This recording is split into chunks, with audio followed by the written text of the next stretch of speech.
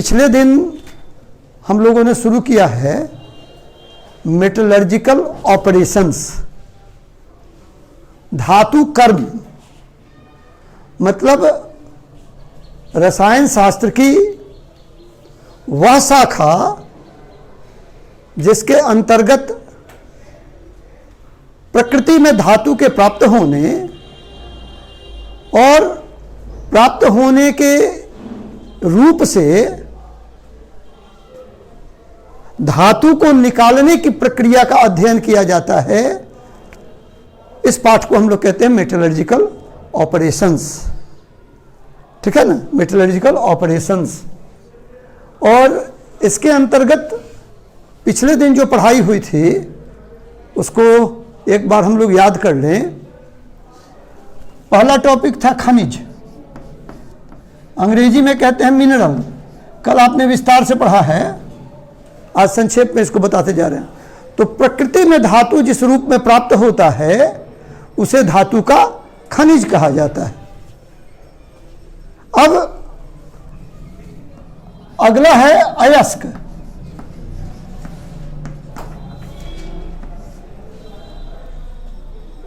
तो धातु के वैसे खनिज जिनसे धातु का निष्कर्षण, धातु को बाहर धातु प्राप्त करना, धातु को निकालना आर्थिक दृष्टि से लाभप्रद होता है, इकोनॉमिकली बेनिफिशियल होता है, उस रूप को हम कहते हैं अयस्क।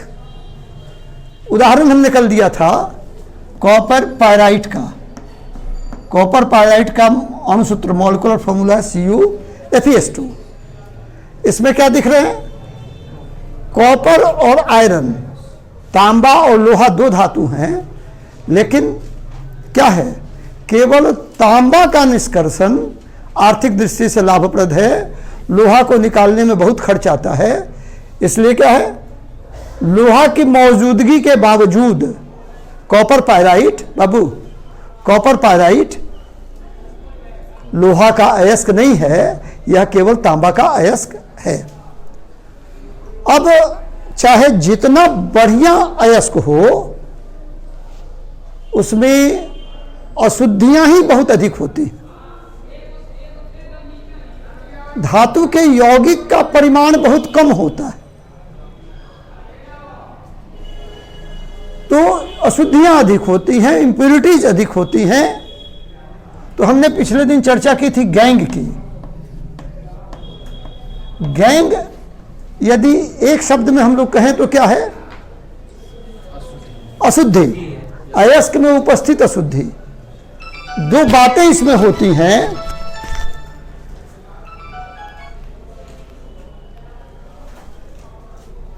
छोड़ बात, दो बातें इसमें होती हैं। पहली बात, क्या खूबियां हैं इसकी? कि गैंग का मेल्टिंग पॉइंट, द्रवणांक, वह तापमान जिस पर कोई ठोस द्रव में बदलता है, मेल्टिंग पॉइंट अधिक होता है, बहुत अधिक होता है, कई बार धातु से भी अधिक होता है गैंग का मेल्टिंग पॉइंट। तो क्या हो गया ये? गैंग में एक बात, और दूसरी बात क्या होती है? कौन बताएगा? कल बतलाए थे। हाँ, वह अशुद्धि जो है अयस्क की ही कला में होती है। धातु का यौगिक जिस अवस्था में है उसी अवस्था में वो अशुद्धि भी होती है। सामान्य तरीके से गैंग और अयस्क को फर्क कर पाना, उनमें विभेद कर पाना संभव नहीं होता। तो उच्च द्रवणांक वाली अशुद्धियां, अयस्क में उपस्थित उच्च द्रवणांक वाली वैसी अशुद्धियां जो अयस्क की ही कला में होती हैं, उन्हें क्या कहते हैं? गैंग कहा जाता है। उन्हें गैंग कहा जाता है, ठीक है ना। अब हम लोग बात करेंगे, हमने जैसा कि पहले कहा था, फ्लक्स और स्लैग। गैंग के उदाहरण के रूप में हमने उदाहरण दिया था सिलिका, चूना या चूना पत्थर। सिलिका का मॉलिक्यूलर फॉर्मूला SiO2, चूना CaO और चूना पत्थर वो कैल्शियम कार्बोनेट CaCO3। यहां तक पिछले दिन बात हुई थी। हाई स्कूल में भी आपने इसको पढ़ा है। इससे प्रत्येक वर्ष प्रश्न आते हैं, इसलिए थोड़ा इसको ध्यान से पढ़िएगा। आसान सा है, थोड़े से अभ्यास से 4-5 अंक आपको बड़ी आसानी से मिल सकते हैं। अब हम लोग बात कर रहे हैं गैंग को हटाने के लिए क्या करते हैं। अच्छा चलिए, अगला टॉपिक हम लोगों का है सुद्रावक।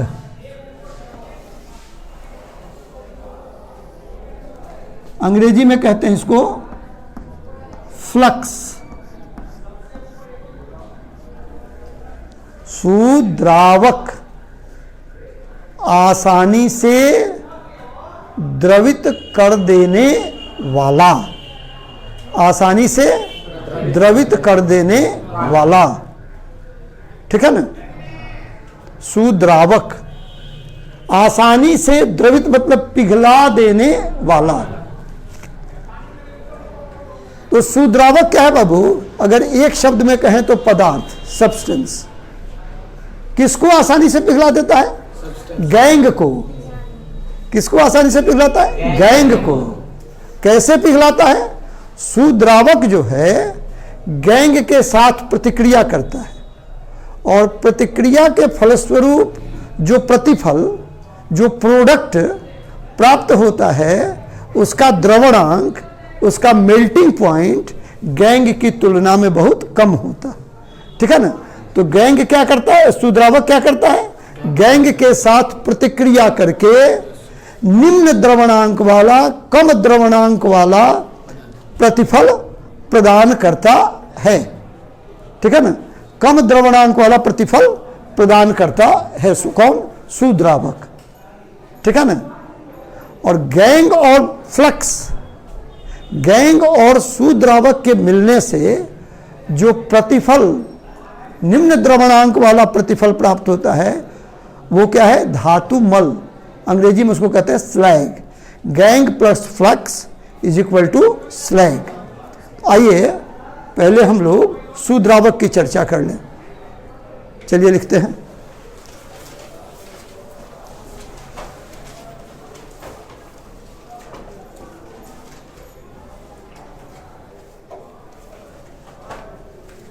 अयस्क में उपस्थित, एक मिनट रुकिएगा, धातु के अयस्क में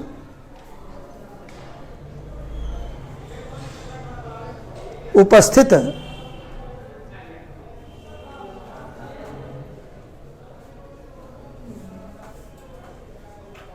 उच्च द्रवणांक वाले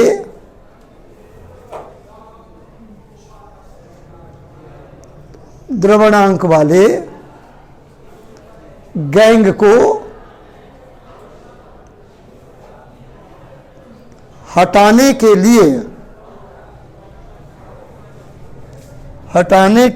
लिए बाहर से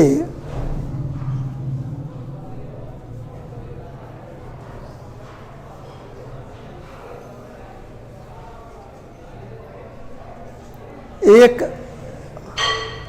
ऐसा पदार्थ मिलाया जाता है, कमा, जो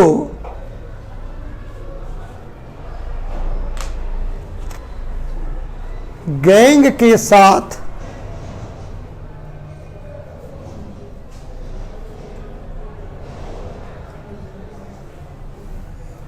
प्रतिक्रिया कर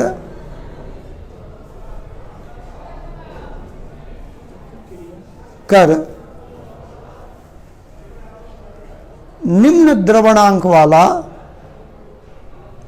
प्रतिक्रिया कर निम्न द्रवणांक वाला प्रतिफल प्रदान करता है,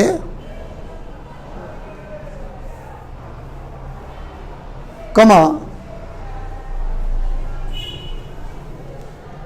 सुद्रावक कहलाता है।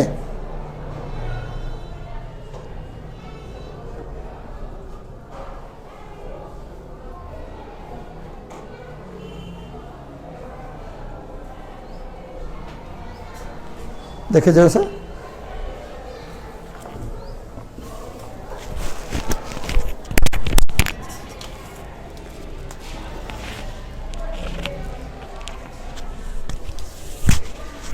काट दो। नेक्स्ट पैरा, अयस्क में उपस्थित गैंग को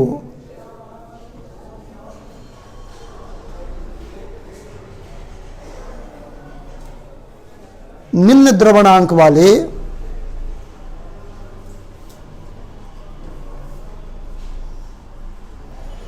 प्रतिफल में बदलने के लिए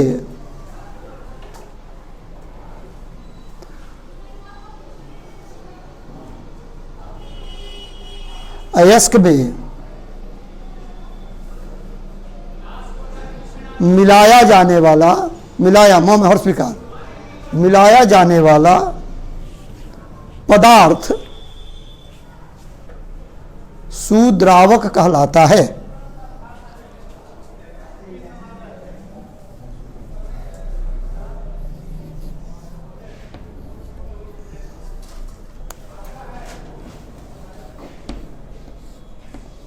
यथा, देखिए यह है कैल्शियम ऑक्साइड गैंग, ठीक है ना।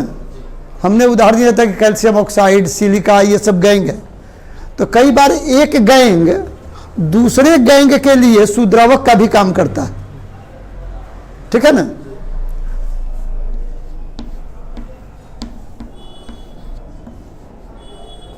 ये क्या है? गैंग। ये क्या है? सुद्रावक। और दोनों के मिलने से जो बना, इसका नाम है CaSiO3 का कैल्शियम सिलिकेट। Calcium silicate. अभी हमने कहा था कि gangue plus flux is equal to slag. Gangue जोड़ सुद्रावक बराबर धातु मल, ठीक है ना। तो ये लिख लीजिए।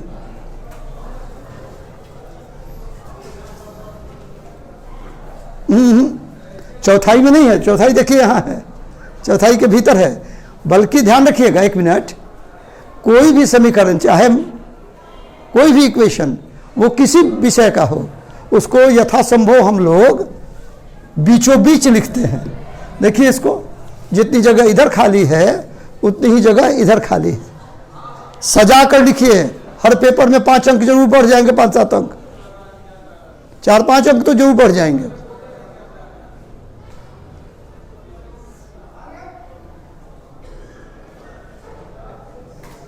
यथा बाहर में नहीं रहेगा। बाहर रखना होता तो हम चौथाई के बाएं नहीं लिखते।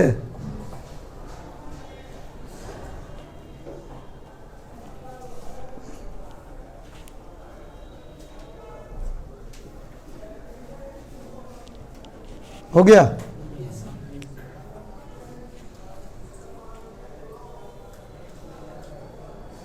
अब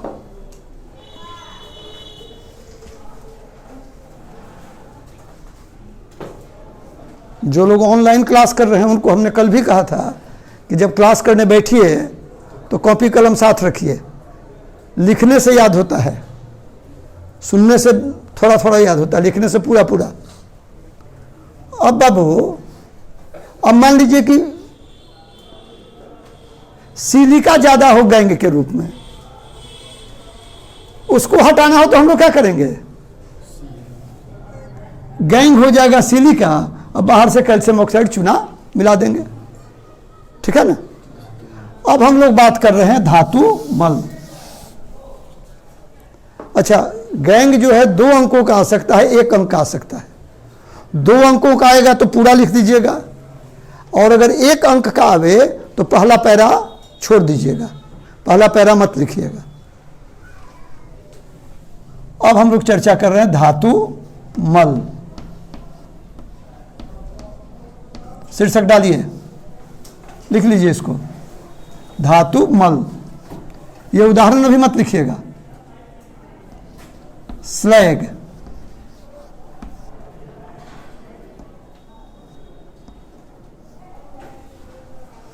स्लैग,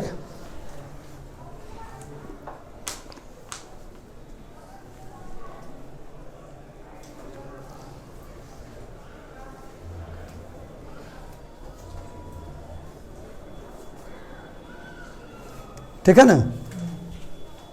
अब देखिए स्लैग, पहले ही हमने कहा था कि गैंग और फ्लक्स, गैंग और सुद्रावक के संयोग से प्राप्त प्रतिफल धातु मल अंग्रेजी में स्लैग कहलाता है। बस परिभाषा लिख दीजिए। देखिए, गैंग और सुद्रावक के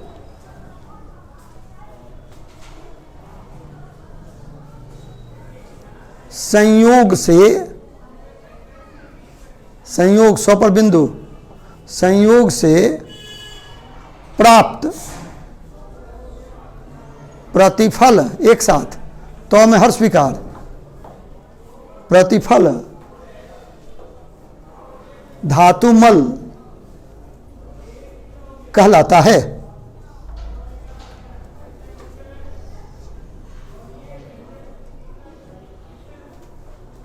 ये उदाहरण लिख लीजिए, पहले वाला ही है, धातु मल।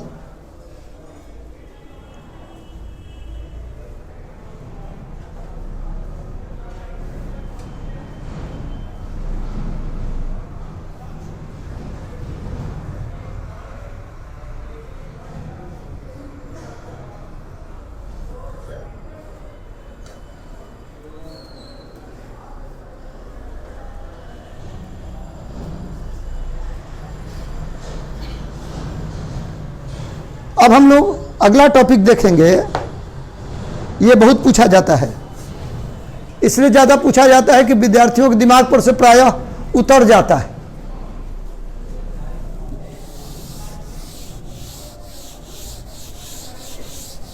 अगला टॉपिक है रिफ्रैक्टरी सब्सटेंस, रिफ्रैक्टरी पदार्थ। इसकी हिंदी नहीं मालूम है। रिफ्रैक्टरी,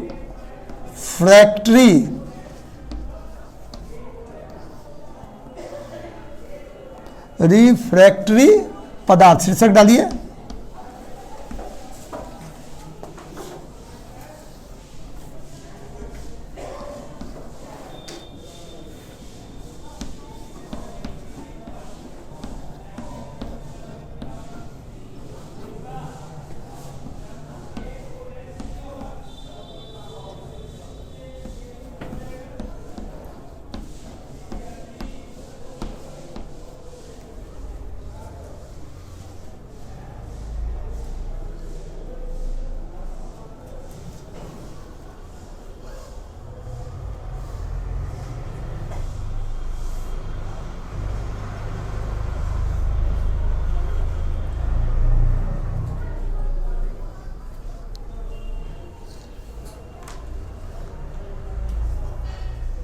देखिए, धातु के निष्कर्षण की जो विभिन्न विधियां हैं, उसमें एक विधि है विद्युत विच्छेदन विधि, इलेक्ट्रोलिटिक मेथड। हालांकि वहां भी पिघलाना पड़ता है।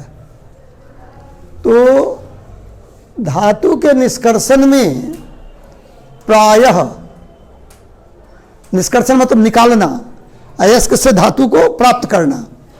तो धातु के निष्कर्षण में प्रायः धातु को पिघलाकर तब प्राप्त किया जाता है। पिघला हुआ धातु बाहर आता है, उसको ठंडा करते हैं तो हम लोग को धातु प्राप्त होता है। आगे चल के देखेंगे। तो क्या होगा, आप देखते हैं, आपको पता है कि धातु बहुत ऊंचे तापमान पर, ठीक है ना, बहुत ऊंचे तापमान पर कई 100 डिग्री सेल्सियस पर पिघलता है। तो जाहिर है कि सामान्य भट्ठियों में धातु के निष्कर्षण का काम नहीं हो सकता। क्या करना होगा? धातु के निष्कर्षण के लिए उच्च तापमान को सह सकने योग्य, बर्दाश्त कर सकने योग्य, उतने तापमान पर पिघले नहीं, ऐसी भट्ठियां बनाई जाती हैं। और इन भट्ठियों में विशेष प्रकार की ईंटों का उपयोग किया जाता है। विशेष प्रकार की ईंटों का उपयोग किया जाता है। इनको हम लोग कहते हैं अग्निजीत ईंटें, आग को जीतने वाली, ठीक है ना।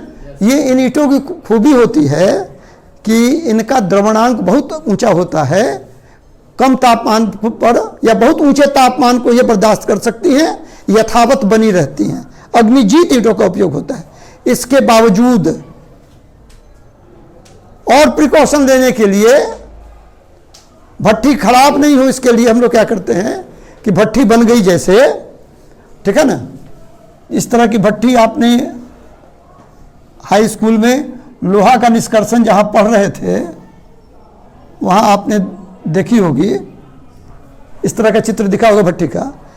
तो इसके भीतरी दीवार पर देखिए, भीतरी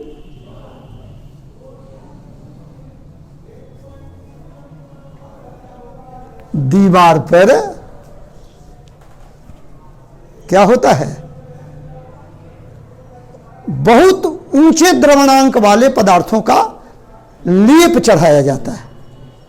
बहुत ऊंचे द्रवणांक वाले पदार्थों का लेप चढ़ाया जाता है। यही जो पदार्थ हैं लेप के रूप में प्रयुक्त हो रहे हैं, इसको क्या कहते हैं? इसको हम लोग कहते हैं रिफ्रैक्टरी पदार्थ। रिफ्रैक्टरी पदार्थ क्या है? एक शब्द में पदार्थ, ठीक है ना। धातु के निष्कर्षण में प्रयुक्त भीतरी भट्ठियों के भीतरी दीवार पर लेप के रूप में प्रयुक्त उच्च द्रवणांक वाले पदार्थों को क्या कहा जाता है? रिफ्रैक्टरी पदार्थ कहा जाता है। चलिए लिख लीजिए।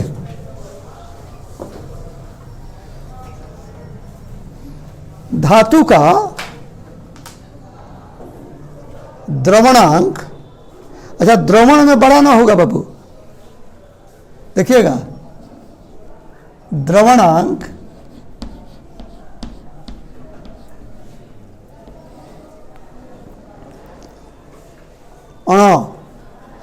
हम बड़ा ना छोटा ना कह देते हैं कि आप समझ जाइए आसानी से। आप मत कहिएगा, क्लास ही में छोड़ दीजिएगा इसको। द्रवणांक बहुत अधिक होता है, या ठीक है चलिए, बहुत अधिक होता है।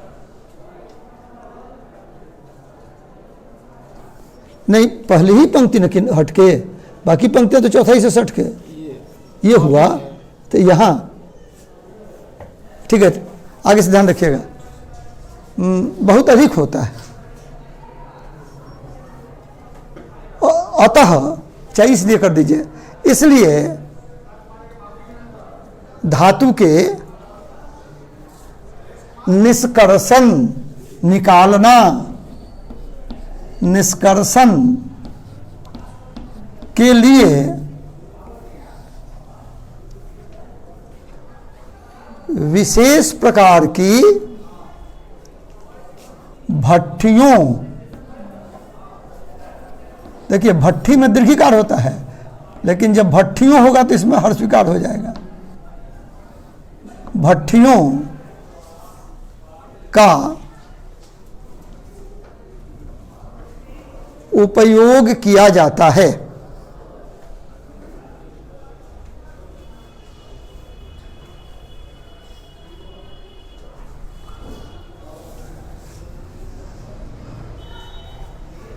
पूर्ण विराम।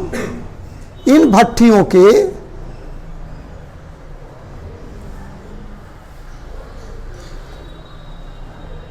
की कर दीजिए, इन भट्ठियों की भीतरी दीवार पर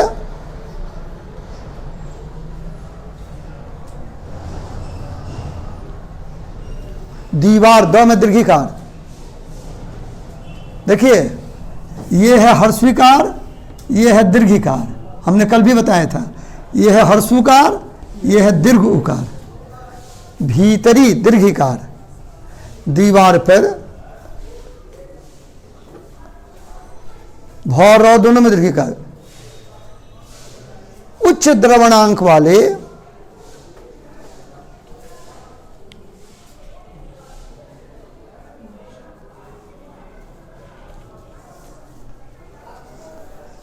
पदार्थों का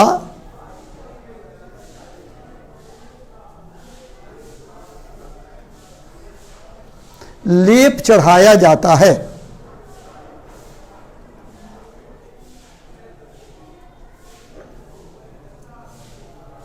पूर्ण विराम। Next para. धातु के निष्कर्षण में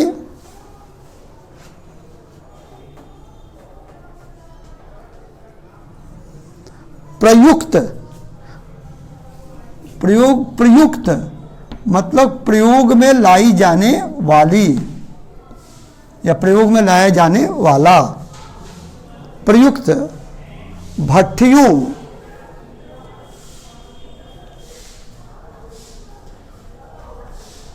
की भीतरी दीवार पर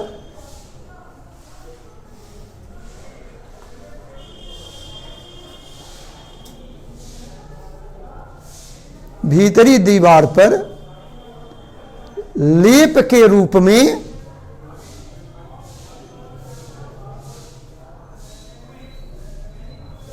प्रयुक्त होने वाले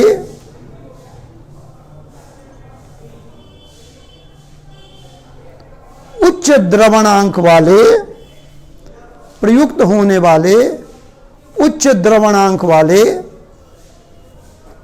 पदार्थ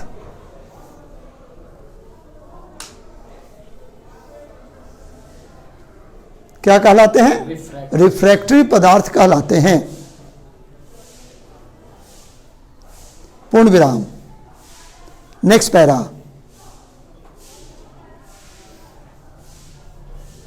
सिलिका जेल, सिलिका सौ और लौ दोनों में हर्ष स्वीकार। Next para. सिलिका सौ और लौ दोनों में हर्ष स्वीकार। सिलिका जेल, जेल जेली सुना है ना, जैम जेली, वही जेल पढ़ना है, जेल पढ़ना है। सिलिका जेल और अबरख, अबरख आयरन, घर में जो आयरन किया जाता है ना बिजली का, उसमें अगर खोल के देखिएगा कभी खराब हो तो उसमें अबरख मिलता है। अबरख की परत होती है नहीं, हाँ चमकने के तो अब होली आ रही है, अबीर में भी लगता है। हाँ, अबरख रिफ्रैक्टरी पदार्थ के अच्छे उदाहरण हैं।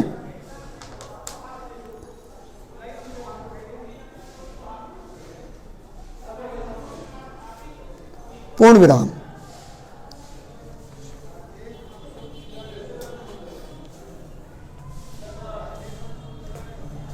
एक प्रश्न पूछा जाता है कारण बतलाएं में, प्रश्न लिख लीजिए। देखिए प्रश्न कैसे लिखिएगा।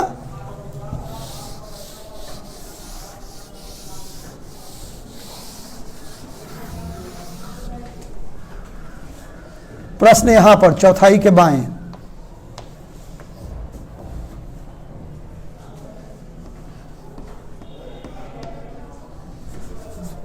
प्रकृति में, प्रश्न लिखिए, प्रकृति में धातु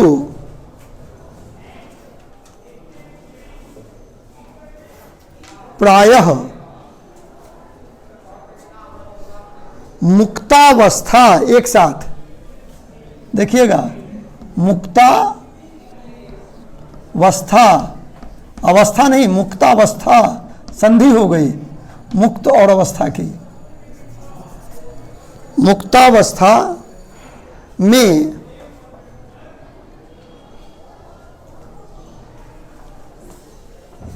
क्यों नहीं पाए जाते हैं, क्यों नहीं पाए जाते हैं, पूर्ण विराम, क्यों नहीं पाए जाते, सॉरी पूर्ण विराम नहीं, सॉरी प्रश्नवाचक चिन्ह। ये देखिए, देखिए कुछ लोग जो गलती क्या करते हैं, पूर्ण विराम के नीचे बिंदु देते हैं, यह गलत है। यह विस्मयादि बोधक का चिन्ह हो गया। पूर्ण विराम केवल ऐसे पड़ता है, नीचे बिंदु मत दीजिए। क्यों नहीं पाए जाते हैं, इस पर चर्चा हुई थी, लिखना बाकी है। हमने कल कहा था कि सोना और प्लेटिनम जैसे कुछ धातु जो है कम क्रियाशील है, ठीक है ना। सोना और प्लेटिनम जैसे कुछ धातु कम क्रियाशील हैं, अधिकांश धातु क्या है, बहुत क्रियाशील है।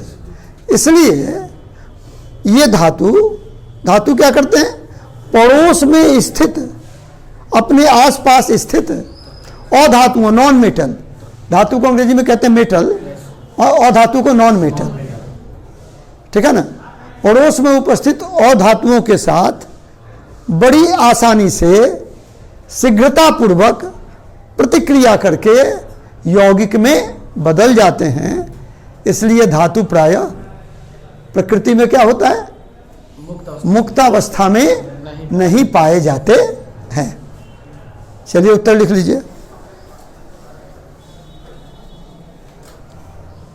उत्तर लिखिए, नया पैरा में उत्तर लिखना होगा, नया पैरा, नया अनुच्छेद। क्या होगा बाबू, पहली पंक्ति बाएं से थोड़ा हट के, अब बाकी पंक्तियां फिर चौथाई से सट के। हाँ, नहीं आप लोग हंसिए मत, पहले दिन से सिखाते हैं और अंतिम क्लास तक कुछ लोग नहीं सीख पाते हैं। हाँ लिखिए, सोना और प्लेटिनम, ट में हर्ष विकार, सोना और प्लेटिनम जैसे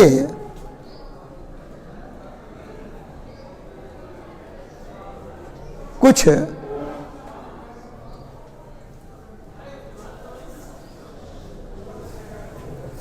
कम क्रियाशील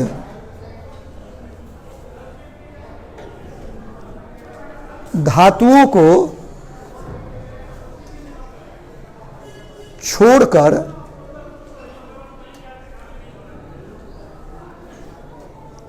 अन्य धातु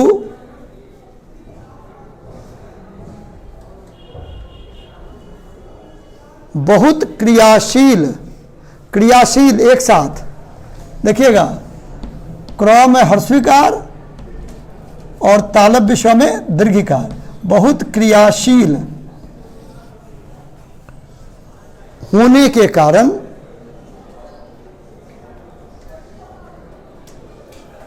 बड़ी आसानी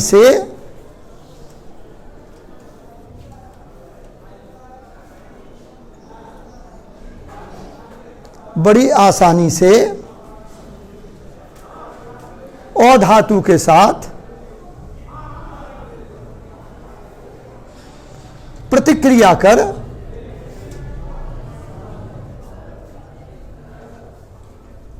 यौगिक में बदल जाते हैं।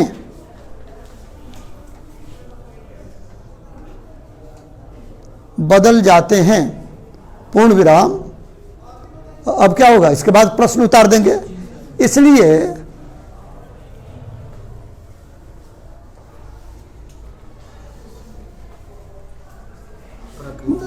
प्रकृति में धातु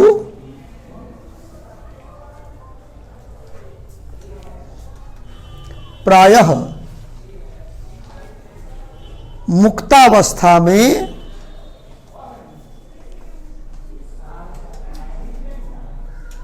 नहीं पाए जाते हैं।